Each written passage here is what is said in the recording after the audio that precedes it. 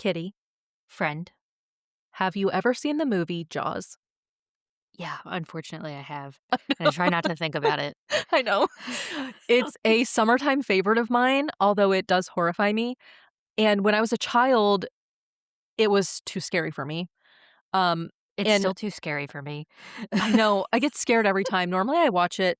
A lot of the times, I'll put it on my phone so I can kind of like walk away from it, and it's not on a big screen, so it's a little less intimidating.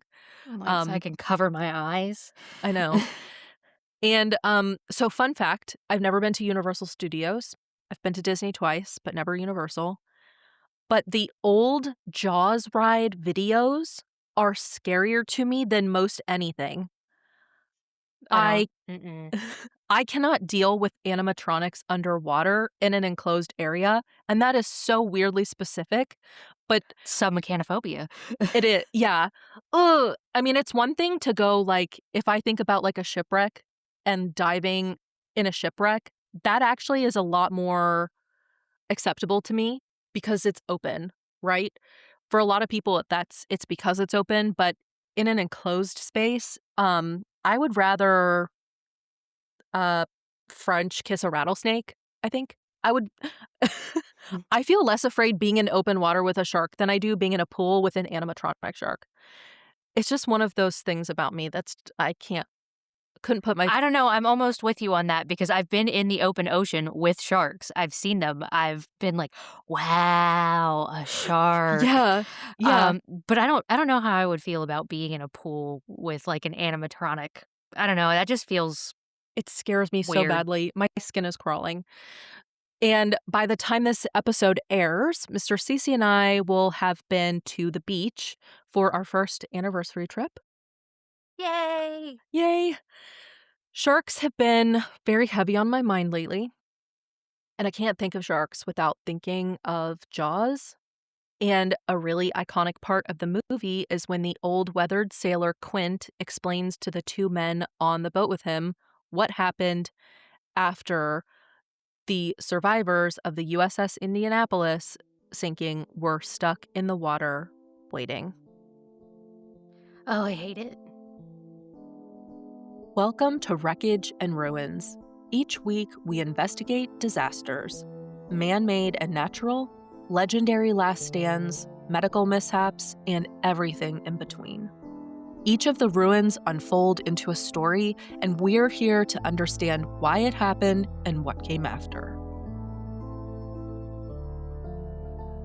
We're your hosts, Cece and Kitty, and we're gonna need a bigger boat because the USS Indianapolis was a nightmare disaster and the worst shark attack in recorded history. I'm so glad you said it because if you didn't say it, I was gonna say it. I had to say it. I couldn't not say it. I think it would have been illegal for me not to say it. Hmm. The USS Indianapolis is a United States ship that was the second of the Portland-class cruisers, which were made to travel long distances and to move very quickly.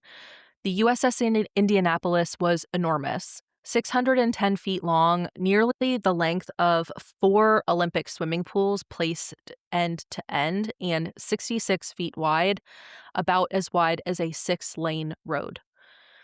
At standard displacement, it weighed more than 22 million pounds, roughly the combined weight of 7,400 average passenger cars. There were only 2 of these made by the U.S.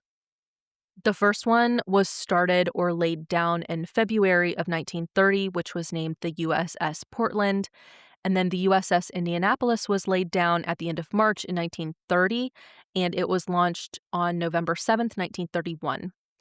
Originally, it was classified as a light cruiser because it had thin armor to keep it quick, but was reclassified in 1931 because she had anti-aircraft defense weapons and aircraft catapults, which is a mechanical aid for helping aircraft get more speed and lift in short distances. And they could carry 2 aircraft, but they did not have torpedo tubes, which launch torpedoes. Also, I'm scared of torpedoes. It's because torpedoes are scary. They're so scary. Water stuff is really, really scary. Well, you're in hostile territory on a Mhm. boat floating in the ocean, and then a torpedo comes out of nowhere, sinks your boat, and now here you are floating around Yeah, literally. miles from everything. Yes.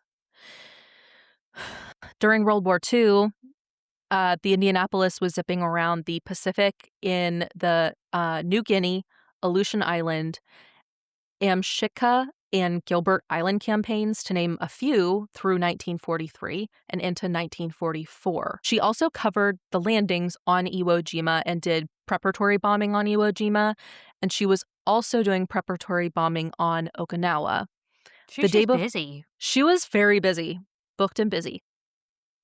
The day before the Allied landing on Okinawa, the USS Indianapolis did some really heavy fighting, shooting down 6 planes. But then March 31st, 1945, so the day before the Allied landing on Okinawa, a Japanese Nakajima Kai, I think it's Kai or Ki 43 Ki, engaged with the Indianapolis and successfully dropped a bomb on her, crashing through the deck and going into the mess hall, then down into a berthing compartment, and then the fuel tanks, and through the keel. Luckily, it didn't explode until after it had cleared the bottom of the ship, but it did still kill 9 of the sailors. This is also directly from Wikipedia, but the Indianapolis was settling slightly by the stern and listening to port, and steamed to a salvage ship for emergency repairs by herself. There, inspection revealed that her propeller shafts were damaged, her fuel tanks ruptured, and her water distilling equipment was ruined. The Indianapolis then steamed under her own power to the Mare Island Naval Shipyard for repairs, which feels kind of incredible after all It that. feels very incredible. Like you have a hole in this boat, Yeah. like a good sized one, and you're Yeah. just still cruising around. Yes. After her repairs, she was given a major mission to transport materials for the first atomic bomb to Tinian Island, which is one of the principal northern Mariana Islands. These materials were the non nuclear parts and the tools and related equipment to finishing assembling it, and the enriched uranium projectile, which was in discs weighing about 85 pounds each and secured in a lead lined steel container. We know Spooky. we know all about uranium now, right? A little bit. A little bit. For the entire voyage, the container remained in the quarters of Captain Charles B. McVeigh III, where it was bolted down and chained to the floor. Okay, so we're not losing this. No, they weren't taking any chances. 2 Manhattan Project officials traveled aboard the Indianapolis under assumed identities and said they were with Project Y, and they were responsible for watching for any dangerous radiation from the uranium. Because the mission was highly classified, they couldn't openly inspect the container. Instead, they had to use frequent bouts of seasickness as a cover, surreptitiously slipping into the captain's quarters to discreetly take radiation readings. And that really blew me away because even within our own team, this was a secret, even to the captain whose quarters were being used.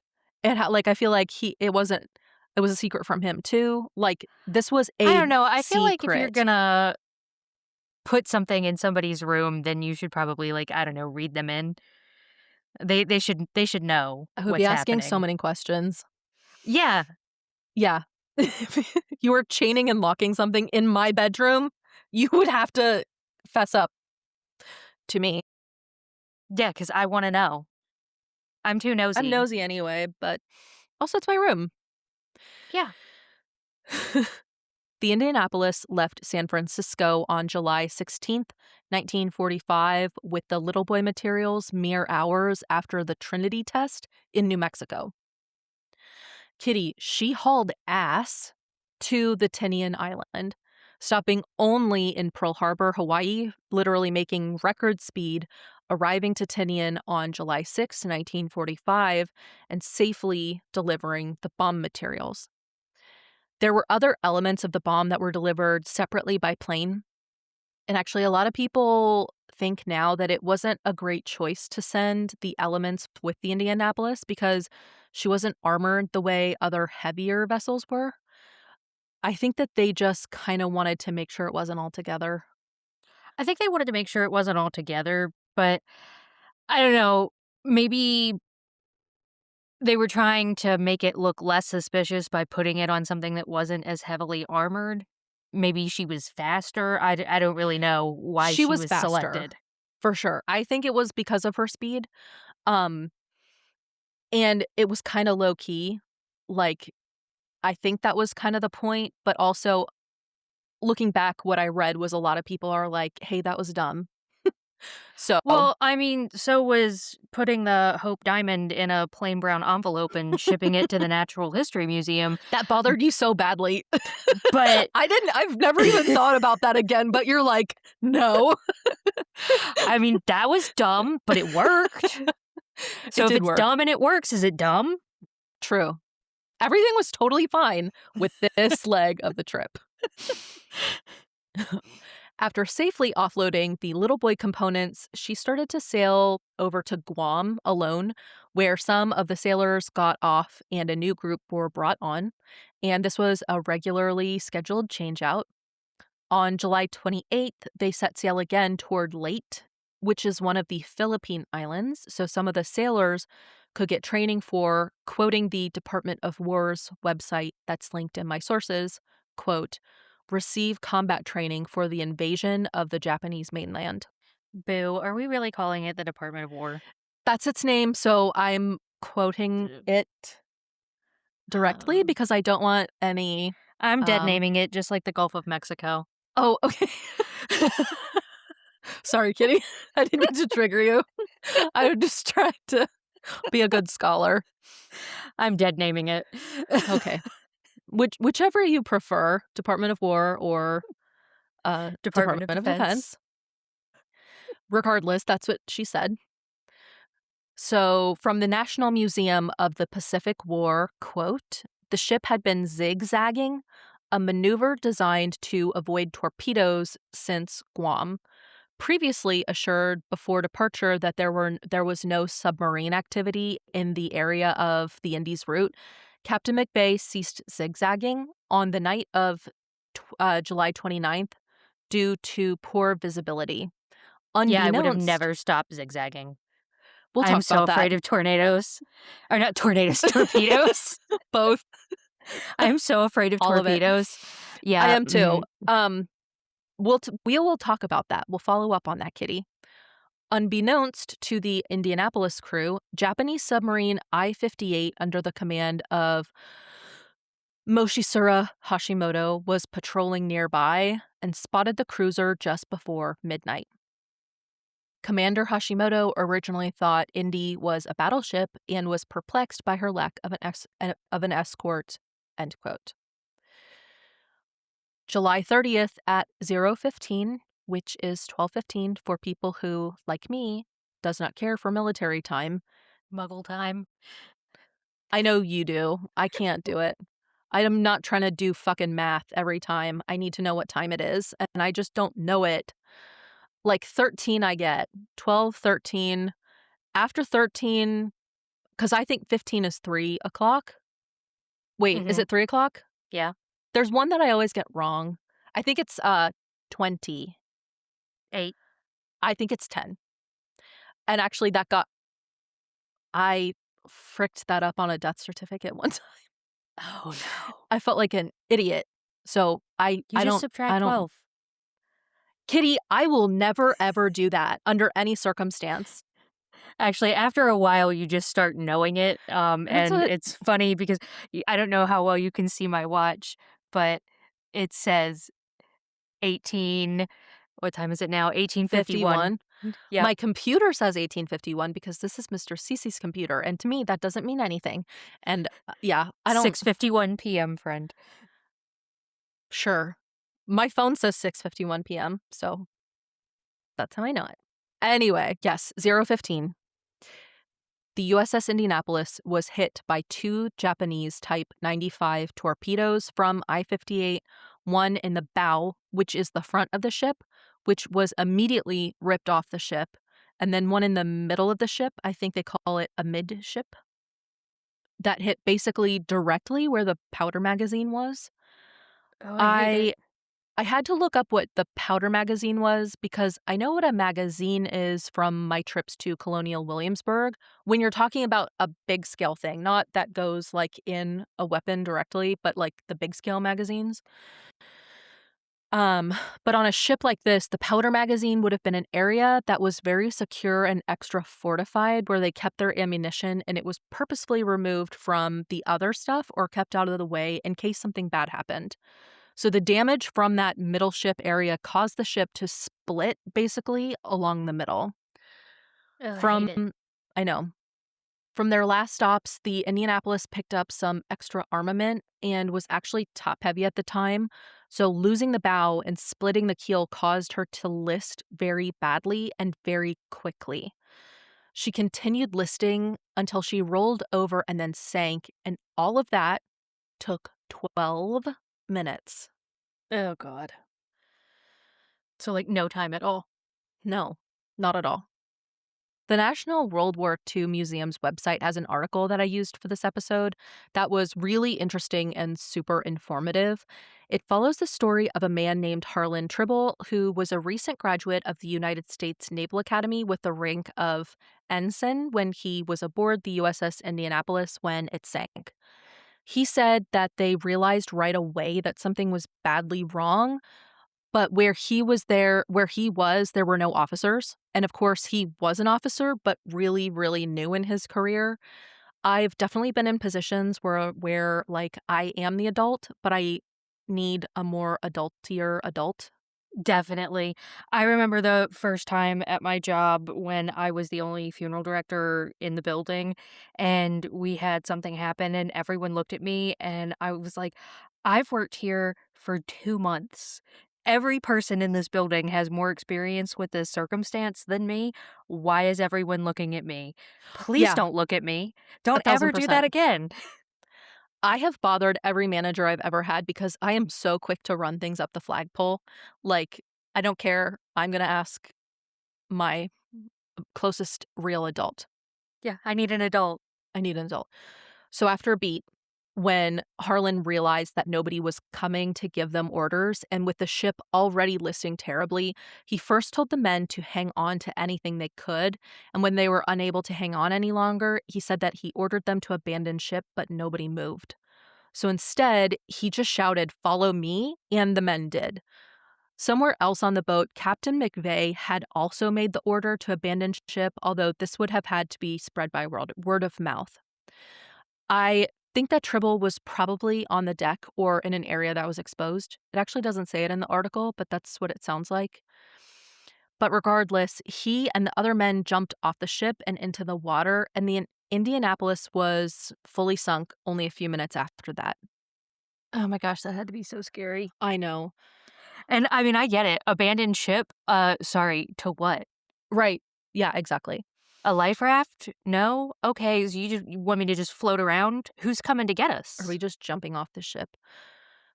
Of the 1,195 sailors and Marines aboard, she took 300 with her and left almost 900 stranded in the water, many of them badly wounded.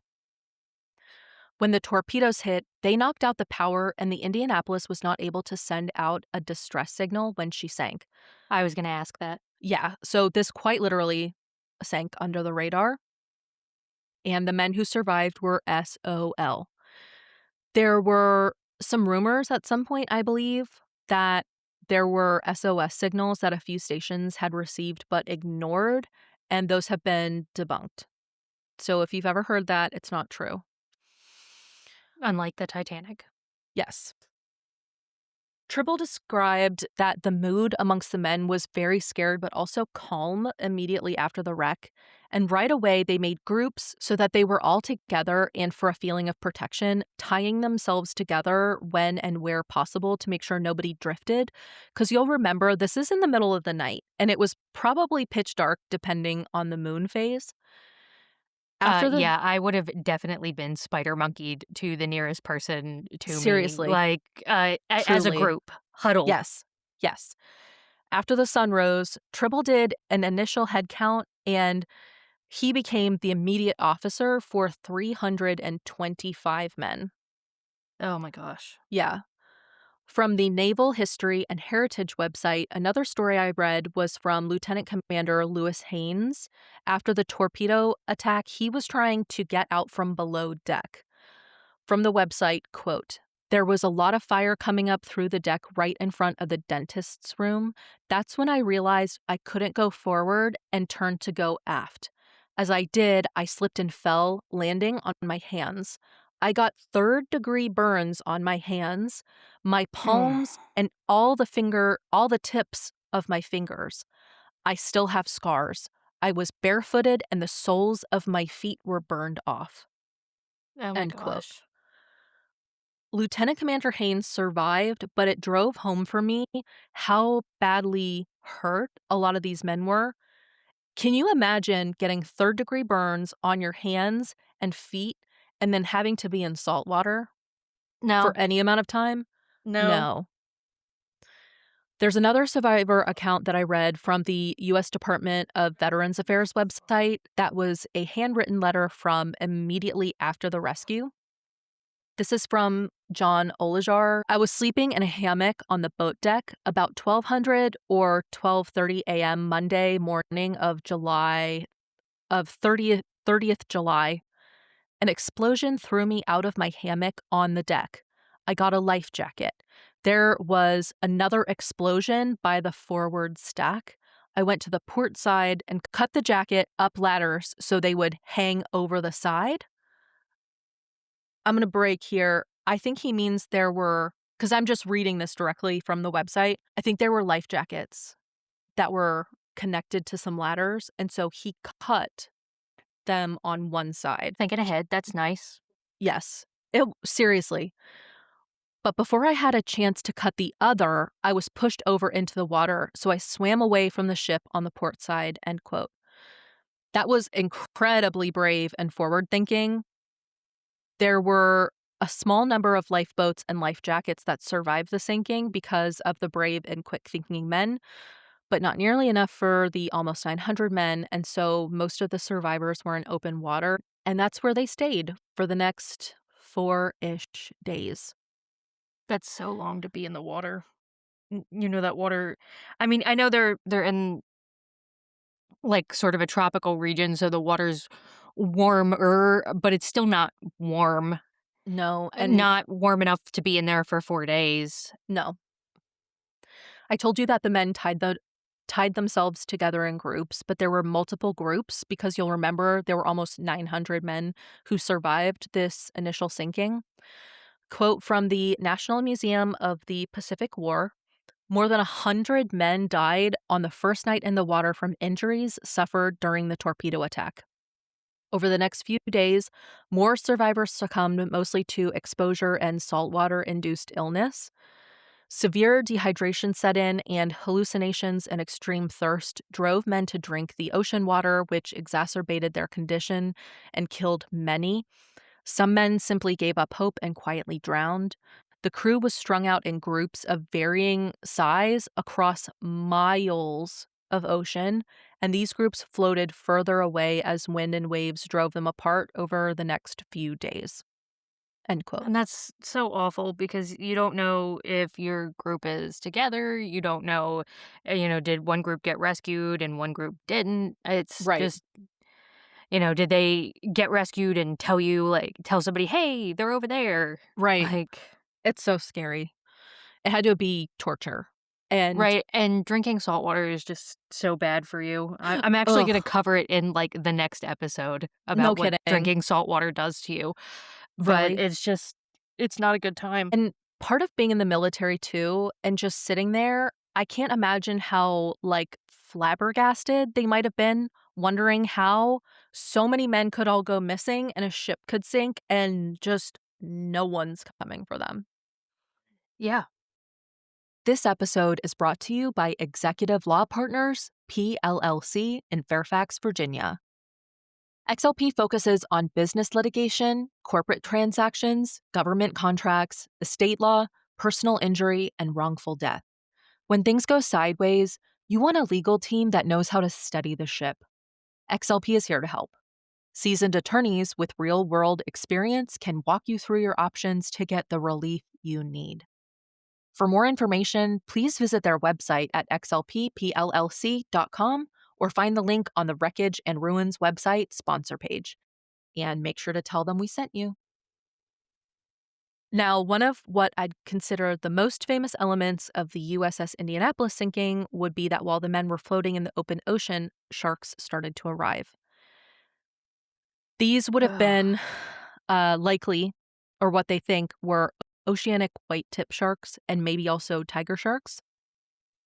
From the Florida Museum's website, oceanic white tip sharks do have a white tip on their kind of rounded and paddle like dorsal fin, and then they also have the paddle like pectoral fins. And most grow around the 5 to 6 foot range, but can get as big as 11 to 13 feet. And they are found legit like almost everywhere. I've seen them. Have you really? Yeah, in the Caribbean, I've seen them.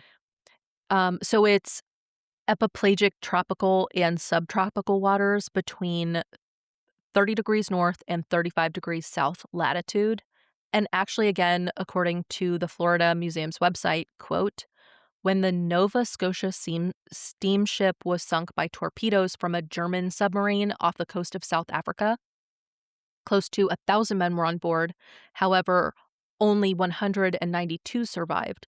It is believed that many of the fatalities were victims of the oceanic white-tip shark in what eyewitness accounts described as a feeding frenzy.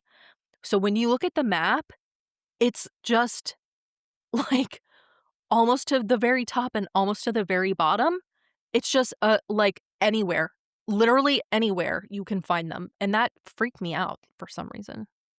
They're everywhere and they're versatile. I mean, Yeah. they didn't bother us while we were diving, but I was still a little bit afraid of them. I think as you should, honestly. In Quint's speech in Jaws, which actually, after having done this research and then watching again, sounded really actually kind of decently accurate for a movie script, he says that men were being picked off left and right. Interestingly, anywhere you look now, it's going to say that rightly, there's no way to know how many men were attacked by sharks. But so many places were like, well, it probably was a lot less than we think. I get that now because so many men died of their injuries over the first day and night, and then it just slowly got worse and worse. And something else is that in that water, during the day, you were so incredibly hot and you had no water. And I had never thought of this before, but in hot conditions like that, normally they say like 3 days without water, but it goes down to two when you're in really like hot conditions. And then at night, the water was cold. So your body was going through a lot. Um, there was just there was a lot going on.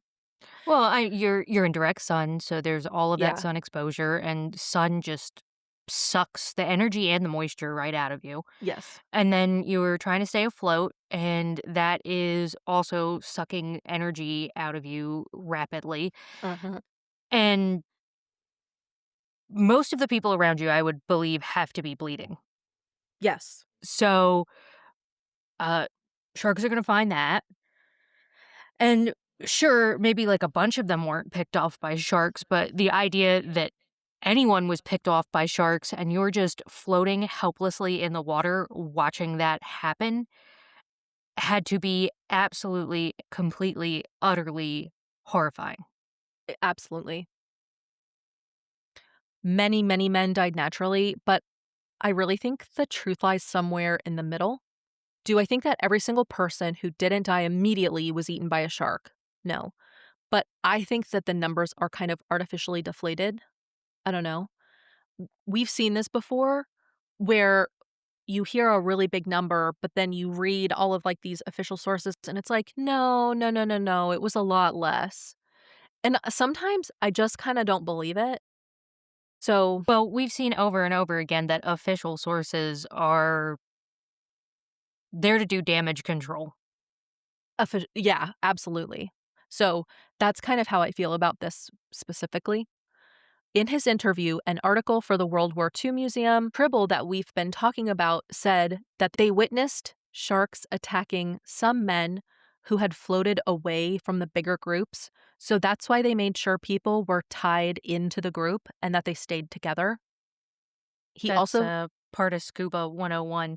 If you encounter a shark that seems like it could possibly be aggressive, you get together with your group so that you look like a much larger, dangerous fish to deter the shark from coming to investigate you in the first place.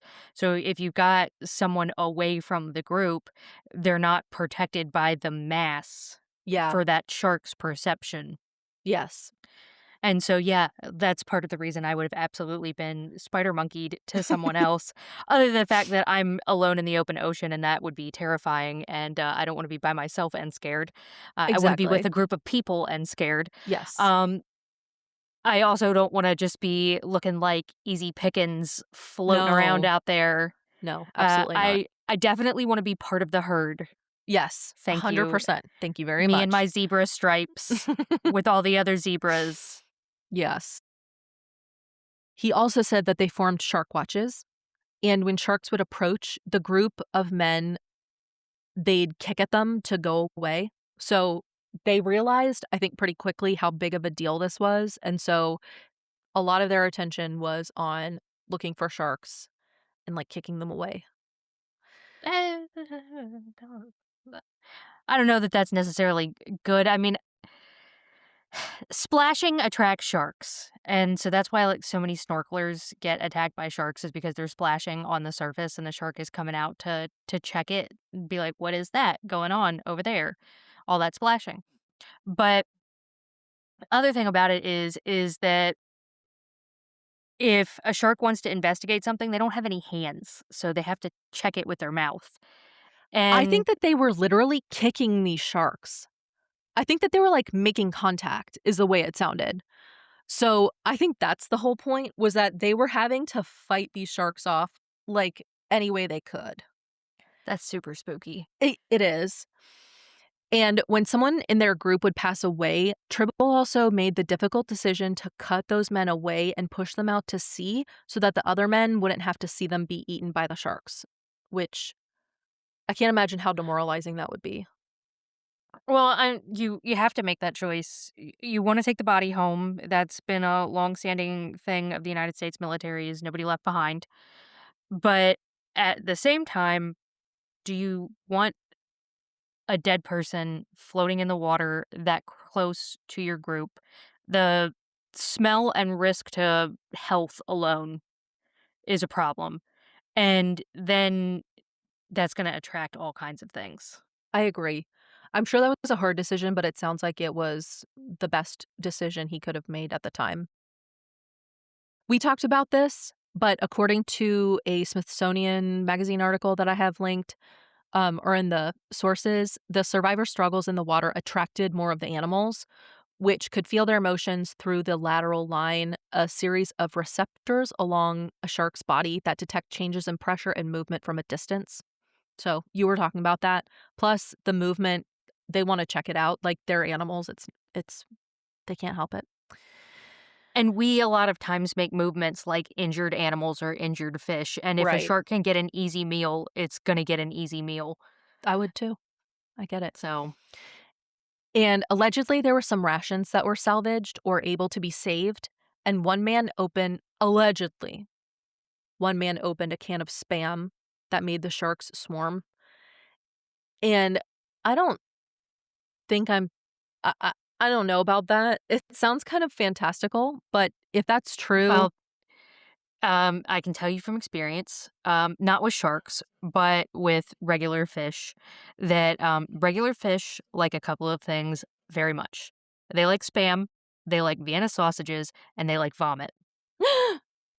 All of those things will attract a horde of fish to Okay. you. So that makes sense. I don't know. Okay. I just don't know that I believe the story. It wasn't verified anywhere.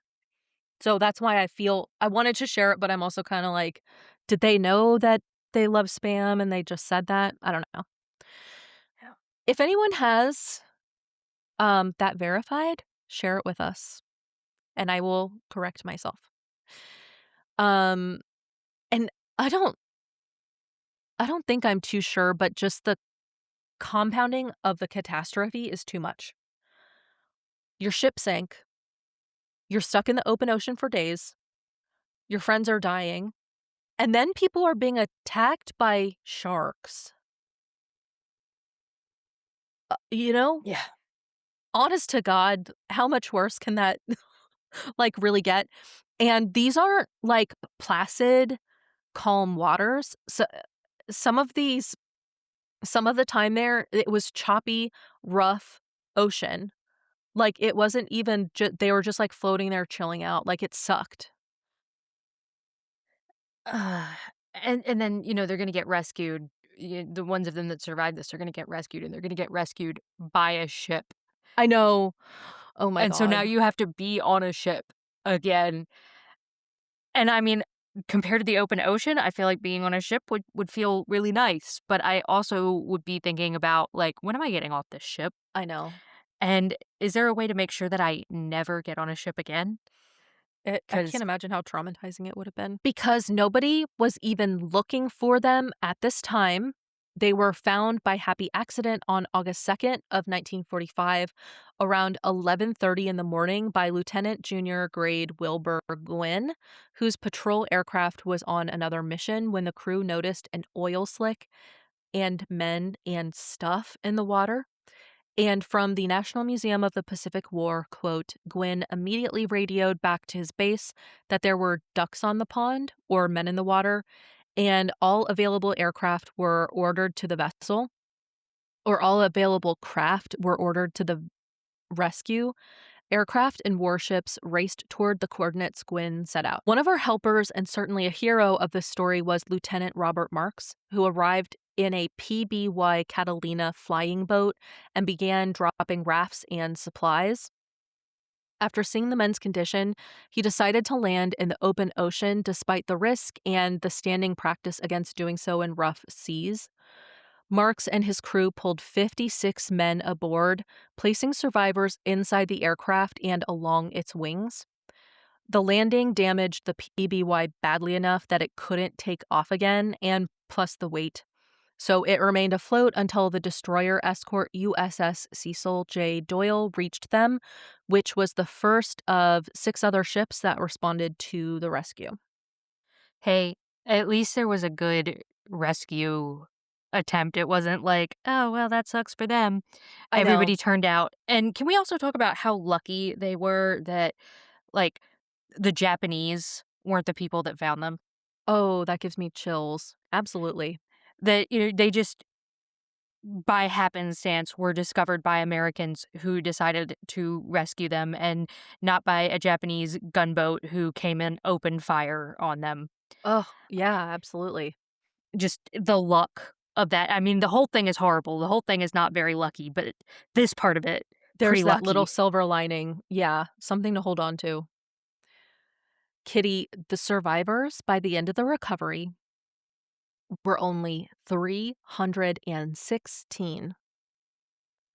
600 men, or almost 600 men, died in about 4 days because the recovery from the water took 2 full days. Because these ships were coming, but I guess they weren't able to pick everybody up, and everybody was spread out as well. So there were different ships Right, they're going to hundreds the of miles apart. right. So it took like 2 full days, but at least they were looking, I guess. These survivors were dehydrated and starving, suffering from exposure and desquamation, which Oh, means no. their skin was sloughing off after being in the water for so long. Mhm. And then one place I read 2 survivors, and one other place I read 4, but between 2 and 4, died after being rescued. There were a number of people who were in deep dookie for this. I'm gonna read this part from the Wikipedia because it's a lot of information.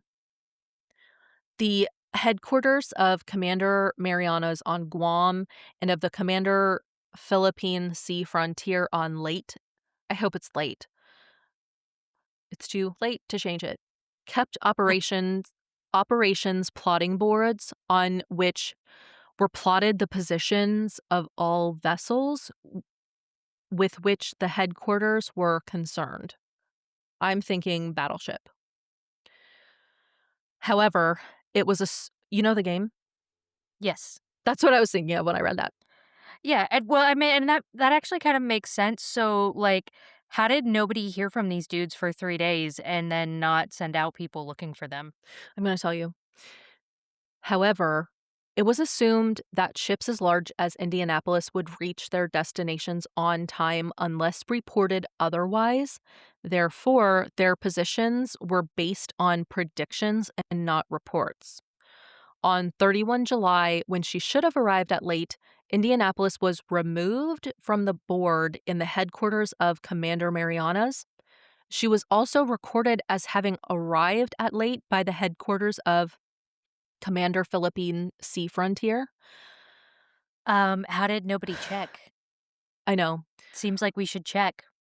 There should Like, be you backup. know, when you go on a road trip or something like that and you text your mom and you're like, "Hey, made it safe." Was that not happening? I know. I don't kitty.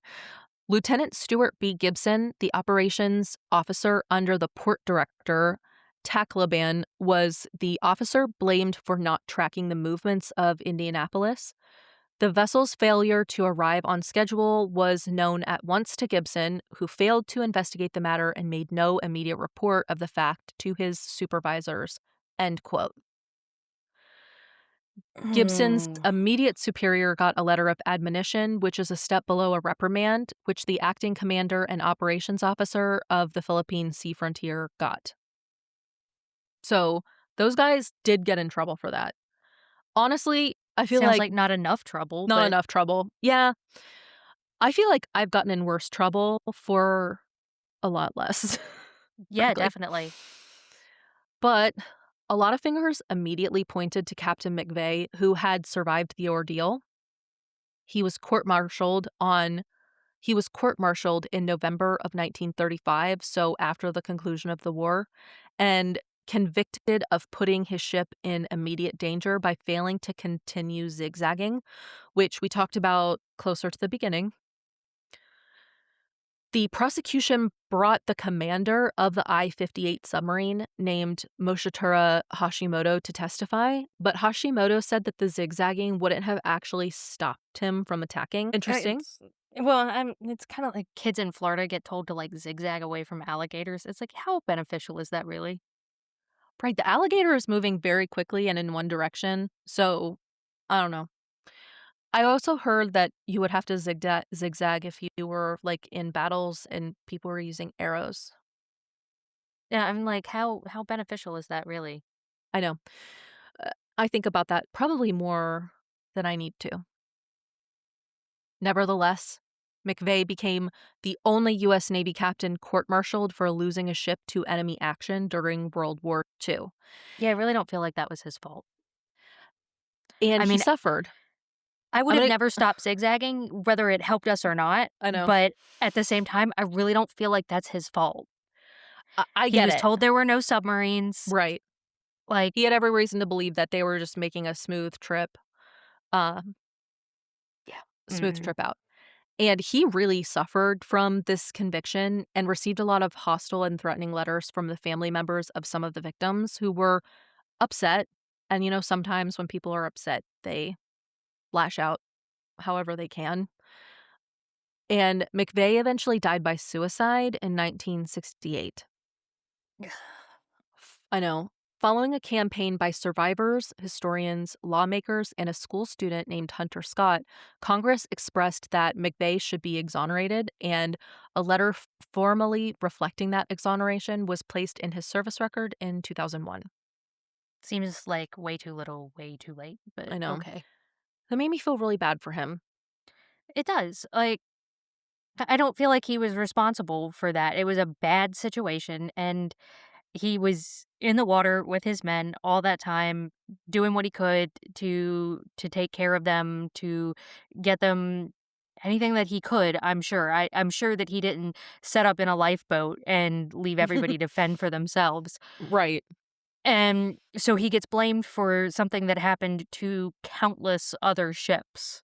right. Yeah, I think leaning on the fact that he stopped zigzagging wasn't the right move. So, yeah, I felt that was really sad to me because he also went through all that trauma. Like, he didn't get off scot-free just because, you know? He watched his friends and the people under his command die just like they watched their friends and people under their command die. He's not immune from the suffering of Correct. this, and then I to make agree. him suffer further by blaming him for it, I'm if he'd have run it aground, that'd be one thing. Like Yes. that, Italian cruise ship Is that the Costa captain. Concordia? Maybe he ran it aground on some rocks Yeah. that we've known about since, like, people started sailing because Yeah, he because was he out there showboating. yes. This is not that. No, it's not. There's, like, 500 parts to my conclusion, so hang on to your butts. The failure to notice that the Indianapolis hadn't reached its destination exposed major gaps in how the Navy tracked ships and reported overdue arrivals. It also improved ship reporting procedures, stronger escort requirements, and increases in life saving equipment so future crews were better protected because of what went wrong here. The National World War II Museum website article says that Tribble went on to fight in the Korean War, but retired in 1958 because of service related injuries from floating in the ocean. He kept his story to himself for a long time, as many veterans do, but he ended up sharing it to honor the men who died, which is really beautiful and quite brave. The surviving crew met for reunions in Indianapolis starting 2 years after the sinking, and then every 5 years after that. It continued even as people started to pass away and their numbers dwindled, which I think is really poignant. And as of 6 days ago, today is June 30th, as we record, 2026. And as of 6 days ago, there is one survivor, Harold Bray, who is 99, just turned 99. Wow. Yeah. From a different page from the National World War II Museum, it says that, quote, in addition to giving them a chance to reconnect, the reunions also hosted closed door sessions where survivors could voice their private demons to the only other people in the world who could understand them, end quote. That's really beautiful.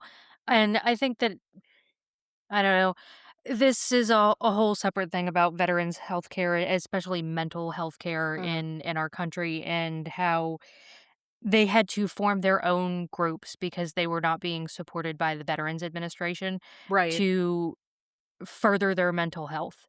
And in some cases, they're still doing it. And that is why VFWs and American Legions and things like that are so important because they're providing the help and support to each other that the VA cannot or will not provide to them. And I completely agree. I also think that the World War II Museum is a beautiful testament to these men and women who are a part of our greatest generation and the tireless work that they do going around collecting stories, preserving them, and the artifacts and things that have been collected, donated, and the way that the museum tells the story from a personal perspective instead of a history book perspective I also think is very beautiful, and if you haven't been, you should absolutely consider going. They treat it more like a living exhibit than just a regular museum, and it's very immersive and very interesting, and so if you're thinking about going and you haven't made up your mind yet, this is your sign. Go. Go to the World War II Yes, museum. please do. I second that. I loved it. From the US Department of Veterans Affairs website, quote, on the 75th anniversary of the sinking, surviving crew members were virtually presented with the Congressional Gold Medal. The presentation coincided with their annual reunion. End quote. It honored not only the 316 survivors, but the entire final crew, including those who died aboard the ship and in the water. In Indianapolis, there is a memorial in a museum. The memorial was placed in 1995, and the museum opened in 2007 at the Indiana World War Memorial Plaza. And the beltway around Indianapolis is named the USS Indianapolis Memorial Highway. USS Indianapolis is also the name of the Navy's combat training pool that is in Recruitment Training Command Great Lakes. And some of the surviving items from the disaster area or from the disaster are in the Indiana State Museum. There is a movie made in 2016 starring Nicolas Cage called USS Indianapolis Men of Courage that I've never seen, but it's on our list now. Apparently, it's decently true to the story.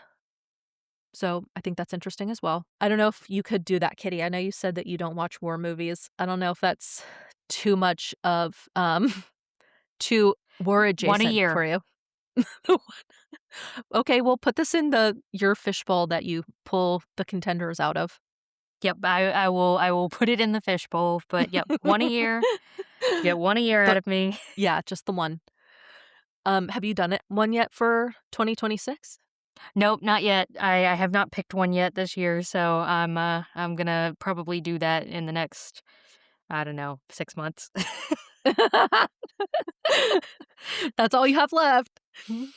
Yeah, well, I have to pick a day that, it's like, okay, if I don't sleep tonight or, if I have too many nightmares, do I have to work tomorrow? Do I have anything to do tomorrow? How long can I afford to just be sad?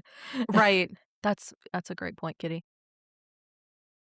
From the National Museum of the Pacific War, quote, the wreck site of the USS Indianapolis eluded underwater archaeologists for decades. It was finally discovered by the crew of the research vessel Petrel in August 2017, more than 72 years after the ship sank beneath the waves and disappeared. By then, most of the survivors had passed away, but a few of them were able to hear the news their ship had finally been found. Her discovery gave closure to some of the families of the lost at sea crewmen, although a few were concerned what the Navy would do with the remains of the ship and her crewmen. The wreck is now considered a gravesite, the final resting place of around 300 men who never made it off the ship. It also serves as a kind of memorial for the nearly 600 other men who never made it out of the water, end quote. Oh, good. So they didn't pull it up and salvage it Mm-mm. for Sounds parts. like they left it. The owner of the Petrel is actually one of the founders of Microsoft, named Paul Allen. And this is also from Wikipedia, or this is from Wikipedia. Quote, in September 2017, a map detailing the wreckage was released. The full exposition of the method by which the wreck was located and documented was released in a PBS documentary on 8 January 2019 titled USS Indianapolis, The Final Chapter, end quote. Do you know what depth they found it? Ugh, I had it and I deleted it because it sounded a little too technical, but it was really deep because I guess where this was, it's really rocky and there's like rocky mountains under the water. And so I think it was decently deep. I'm gonna Google it. Okay, let us know. 18,044 feet, 5,500 meters. That's like 3.5 miles. That's really deep. Oh, and they were just floating around above 3.5 miles of just nothing. Oy, yeah, yuck. That's so spooky. Oh my gosh. Well, of course it took them a while to find it. I don't even know Yeah. how you would salvage that. No, I don't know. It's kind of like the Titanic. Like I think at some point it's just, you just need to leave that. Well, a lot of things you just need to leave alone. That's a gravesite now. Yeah, Those I agree. those people need to be left to rest. Right. I agree. This was the worst shark attack in recorded history. And then we all know about Steven Spielberg's 1975 movie Jaws. Quint's speech was an introduction for a lot of people to the disaster, but it also cemented the idea that sharks killed nearly everyone who died after the sinking, when men actually succumbed to wounds, drowning, dehydration, exposure, and saltwater poisoning, probably more than shark attacks. The movie is a cultural milestone, and the theme became a universal signal for danger. Dunna, Ugh, dunna. It's spooky. it is spooky. And "You're gonna need a bigger boat" is one of the most recognizable lines in American cinema. I say it all the time. I do too. But it would be way too simplistic to blame Jaws for worldwide shark decline because that is something that happened after the movie came out. But it did deeply damage the public image of sharks. The movie reinforced the idea that the great white deliberately hunts human beings and made many viewers scared of swimming in the ocean. It's also been associated with increased shark trophy hunting and a broader willingness to treat sharks like monsters rather than important marine animals. From that wave of fear, though, came fascination. More people wanted to study them, photograph them, and understand their behavior. The author of the novel that inspired the movie, named Peter Benchley, later became a major ocean and shark conservation advocate and worked to challenge the quite frightening image his own story had helped create. Good. I love to see it when people take responsibility because I know he didn't mean for that to happen. No. And then he came out and was like, look, no, you guys took the Yes. wrong thing away from this. And I'm sorry, I'm going to go on a small rant because I care very much about sharks. Uh, Sharks are important parts of ecosystems in Mhm. the ocean. They're especially important in a coral reef situation. And everybody likes a coral reef. Everybody's very concerned about a coral reef, even if you're not Yes. sure why. And one of the things that keeps coral reefs healthy is a shark. Hmm. Sharks are the apex predator of those situations, and just like the wolves in Yellowstone, top-down pressure is what keeps an ecosystem healthy. If you don't have top-down pressure from a predator, then eventually the ecosystem will use its resources in an unchecked way, and it will cause the ecosystem to deteriorate. Sharks are a necessary and vital part of keeping the ocean healthy, and killing them for the sake of killing them just because they're scary would be just as stupid as killing a wolf or killing a bear or killing a mountain lion because it's a predator. I know they're scary, but the ocean is its home, I was gonna say that. That's its home. and you are going there. They belong there. Yeah, exactly. So that's I a risk you remember take. Thank you for that, Kitty. I totally agree with you. I think it's really important, and I wanted to add that because when I was a kid watching Shark Week, I remember watching a documentary about this, about how Jaws really made there was, like, a huge wave of, like, anti-shark. There was a lot of trophy hunting, um, and it got really bad for sharks, especially great white. And, um, then I learned about Peter Benchley coming back and being like, "That's not the point." Um, No, it's not "Stop." the point. And everybody likes penguins, everybody likes seals, everybody thinks they're adorable. You don't have great whites, you don't have penguins and seals. Yeah, it's hard, I think, and, I know a lot of people are scared. I'm scared when I go into the ocean, I don't wanna get bit by a shark, but so it's just one of those things where I thought it was important to mention all of this. I Well, think let me give you a fun statistic that might help you be less scared in the ocean. You are more likely to be killed by a cow in the United States than you are to be attacked by a shark in the ocean.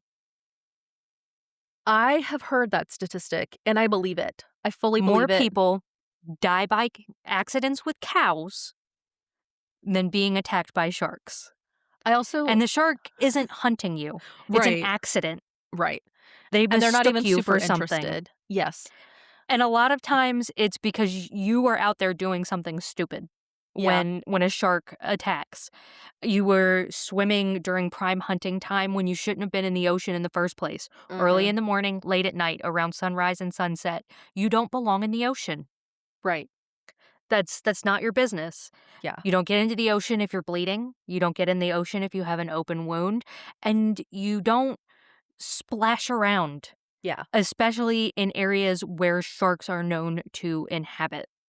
Yes. And we are fucking up the climate, fucking up the ecosystems, and sharks are Mhm. having to change where they move. And where they are moving happens to be where people like to be in the ocean. Yeah. And that's our fault too. Yeah. Another stupid thing that people do that actually really bothers me as a diver is feeding sharks. Because Mm. in areas, especially like the Bahamas, shark feeding and diving or snorkeling where shark feeding is occurring teaches sharks to associate people with food.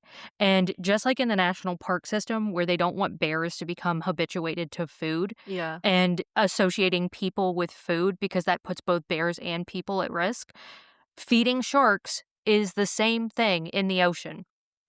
So, probably if you know that you're in an area where they're feeding sharks, it is in your best interest to not be in the water. That's just one thing. And a lot of countries are starting to outlaw or limit where sharks can be fed or prevent sharks from being fed at all because of the dangers that it poses to people who use the ocean not only recreationally, but commercially.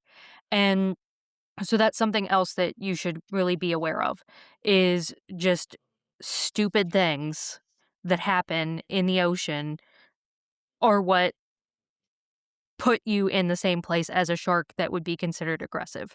They're not looking to eat you. We're not food to them. We taste gross. We're not what they would normally eat. It's an accident. Yeah. Thank you, Kitty. That's very Sorry. interesting. No, it's good information for everybody. It's not the shark's fault. Yeah. The only time that I'll give you a pass is if your ship sinks and you're majorly wounded and you don't mean to be there. That's the only pass. That's the only pass from us, from Wreckage and Ruins, by the way. That was a lot, Kitty, and it is very well documented. There's some, well, obviously not like the wreck, but survivors and them healing, things like that. There's so much to see. So that was USS Indianapolis. And if anyone is interested, it is very well documented. There is a ton of pictures that were taken after the recovery. So a lot of pictures of guys all bandaged up or wounded. In the sources should be the link to where you can see where the one man that we talked about who burned like his hands and feet, he's like laying in a hospital bed, so you can see him.